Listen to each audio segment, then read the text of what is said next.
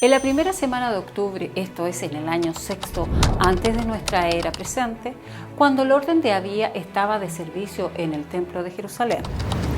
En el grupo que estaba reunido en aquella mañana de otoño alrededor del sacerdote superintendente, había uno sobre el cual ya habían caído las nieves de 60 inviernos. Pero durante estos años nunca había sido honrado con el oficio del incienso, y es posible que hubiera aprendido que esta distinción venía directamente de Dios. Con todo, la venerable figura de Zacarías tenía que ser bien conocida en el templo, y después de aquel día jamás sería olvidado.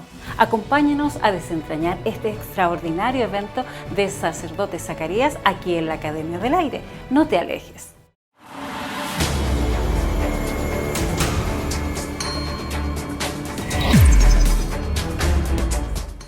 Cada orden estaba 2 veces al año al servicio, y al revés de los levitas, los sacerdotes no quedaban descalificados por la edad, sino solamente por la enfermedad. En muchos aspectos parecía diferente de los que le rodeaban. Su hogar no se halla en ninguno de los centros importantes de los sacerdotes, el barrio de Ofel en Jerusalén ni en Jericó, sino en una pequeña ciudad de las tierras altas al sur de Jerusalén, en la región montañosa histórica de Judea. Con todo ello, podía considerarse distinguido. El ser un sacerdote y casarse con la hija de un sacerdote era considerado como un doble honor. Pero en aquella mañana brillante de otoño, en el templo, no eran estos los pensamientos que embargaban la mente de Zacarías. Por primera y última vez en su vida, la suerte le había señalado para el incensario y todos sus pensamientos se centrarían en lo que tenía delante. Incluso exteriormente, toda su atención sería atraída por la ejecución apropiada de su deber. Primero, tenía que escoger a 2 de sus amigos o parientes para que le ayudasen en aquel servicio sagrado. Los deberes de estos eran relativamente simples. Uno quitaba con reverencia lo que había quedado en el altar del servicio de la tarde previa, luego, en actitud de adoración, se retiraba andando hacia atrás. El segundo ayudante ahora se adelantaba y, habiendo esparcido hasta el mismo borde del altar las brasas que habían tomado del holocausto, adoraba y se retiraba. Entretanto, el sonido del órgano o magrefa se oía hasta las partes más alejadas del templo y, según la tradición, más allá de su recinto, sonido que llamaba a los sacerdotes, levitas y al pueblo a que se prepararan para cualquier servicio o deber que iba a celebrarse. Esta era la parte más íntima y profunda de la adoración del día.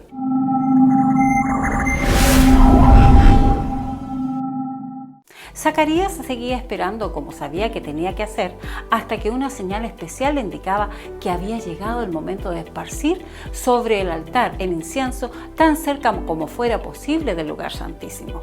Los sacerdotes y el pueblo se habían retirado con reverencia de las cercanías del altar y estaban postrados delante del Señor, adorando en silencio. Zacarías esperó hasta que vio que el incienso empezaba a arder. Entonces él también se inclinó en adoración y se habría retirado con reverencia y conforme a lo programado, si una visión maravillosa no hubiera detenido sus pasos. A la derecha del altar, entre él y el candelabro de oro, se hallaba de pie lo que él pudo reconocer como una forma angélica. Nunca se había mencionado en la tradición una visión hacia un sacerdote ordinario en el acto de incensar. Había solo 2 apariciones registradas anteriormente y habían sido concedidas a sumos sacerdotes el día de la expiación. Con todo, siempre había inquietud entre el pueblo cuando algún mortal se acercaba a la presencia inmediata de Dios. No es de extrañar, pues, que Zacarías se turbó y el temor se apoderó de él, al ofrecer su oración de partida contemplando lo que después supo que era el ángel Gabriel. Si la aparición del ángel en aquel lugar y en aquel momento había sorprendido y asustado al anciano sacerdote, las palabras que acaba de escuchar lo dejarían lleno de un asombro tal que, de momento, apenas pudo comprender su significado. Solo una idea había penetrado bien en su mente y ésta se destacaba: un hijo. Frente a eventos de tales características, siempre es lo que se relaciona con el pasado lo que emerge primero y más recio en nuestra conciencia. Y por ello, la duda evidente fue lo que salió de sus labios, casi inconsciente de lo que decía. Sin embargo, había en sus palabras un elemento de fe, o al menos de esperanza, al pedir alguna garantía o confirmación de lo que había oído. Él en ese momento no glorificó el nombre de Dios, sino que pidió una señal, la que recibió. Su mudez era una señal, a pesar de que la señal también era su castigo. Esta señal, en otro sentido, también era una señal para la multitud que esperaba en el templo. Una señal para Elizabeth, para todos los que conocían a Zacarías en la región montañosa y para él mismo durante aquellos 9 meses de retiro en su soledad interior. Una señal que también se encendería en una llama ardiente el día que Dios dejara suelta su lengua. Luego, después del último servicio de la semana, vino otro orden distinto del de Abía. Estos regresaron a sus casas, algunos a Ofel, otros a Jericó, algunos a sus quietas residencias en el campo, pero Dios cumplió lo que había dicho por medio de su ángel.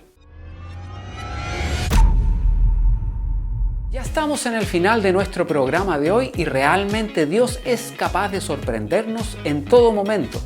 Como en este caso, Él es multipropósito en todo lo que hace. Cada una de sus manifestaciones afectan ampliamente todo un espectro inimaginable para nosotros.